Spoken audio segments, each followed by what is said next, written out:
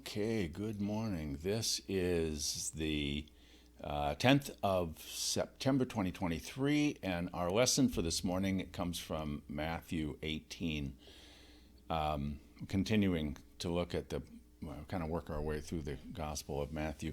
The 18th chapter is kind of interesting because it sits sort of between Jesus being clear that he's going to Jerusalem and before the stories about him actually entering into Jerusalem. So it's like there was a bunch of teaching that Matthew felt like he had to include it somewhere, and this was sort of, so there are these chunks that are put in throughout that are these pieces of teaching that are there in the 18th chapter of Matthew. And the one for this morning is particularly interesting for me because it's all about conflict resolution, and that's my jam.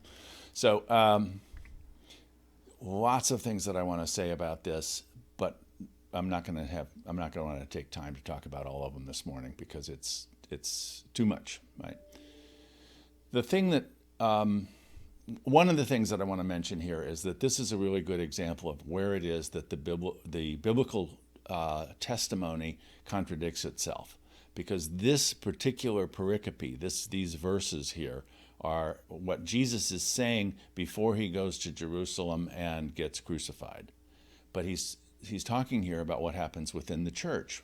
You know, if a member of your church sins, churches don't even exist yet, right?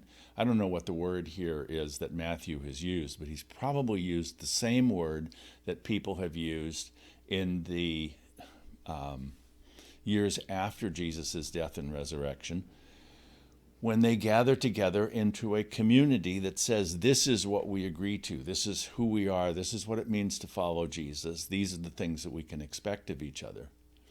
And it describes as sin, and this is another interesting thing about this. Some of the ancient texts, we don't have the manuscript that Matthew or the person writing in the name of Matthew, whatever he wrote down, it's long been gone. What has happened is that, and what happened routinely was that if somebody wants a particular copy of a text, they will have a copyist, make a copy of an existing text, and then they own this new, and then that new one gets copied and copied and copied. And there are sometimes discrepancies between various versions of these texts. And one of the ones that's relevant here is that Jesus is saying, if someone sins against you, I'll pull this up so you can see it here. If another member of the church sins against you, the against you is not included in all of the other texts, and all of the earlier versions. So it really does read differently if you're talking about here's something that someone in the community does that was considered to be a sin, and whether or not this is a sin against you.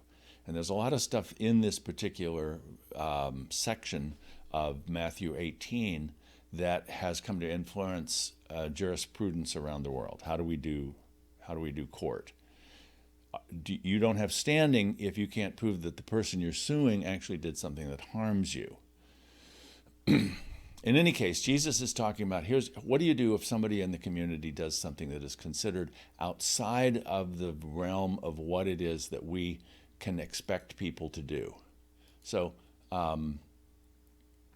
you go to the person, you talk to him. If he won't listen, you take two others and you go and you talk. And if he won't listen, well, what does it mean to listen in this context? Sometimes we can interpret this to mean if the person doesn't do what you told him to do. He didn't obey me. And so this is a text that can be used to bolster the authoritarian nature of some church communities. It's certainly the basis of how we excommunicate people. But for those of us on this pilgrimage together, for those of us traveling this road and caring about each other, what does this mean? If we're going to take it seriously, this is Jesus suggesting that it is entirely appropriate for us to go to each other when we see others to be, in some sense, out of alignment with what we have as a community agreed are the community standards. And we can kind of point out to each other, hey, what you're doing here, it doesn't quite fit. Now, if they listen, which I don't think really means obey at this point. if they're really willing to engage in a conversation about this. So what we are invited to do is to have conversations with others when they're not in alignment with what we in this community believe are the community standards of how it is that we treat each other. But that's the first piece, is that we're supposed to do that for and with each other. Another piece of this is that in the latter half of this, and I really do encourage you to go in and actually look at, read the whole thing. I've got the link down below where you can find this whole text.